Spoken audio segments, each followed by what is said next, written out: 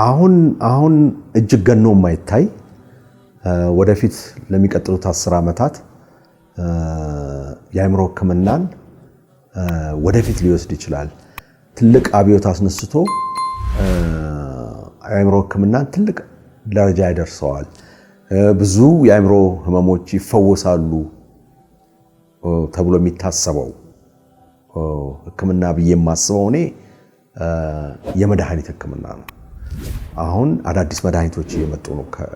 ከዛሬ 10 ዓመት በፊት ከነበረው ብዙ አዳዲስ መድኃኒቶች እየመጡ ነው። ሳይንስ በጣም እያደገ ነው ያለው። ጄኔቲክስ በጣም ምርምሮች በጣም እያደጉ ናቸው እየመጡ ያሉት።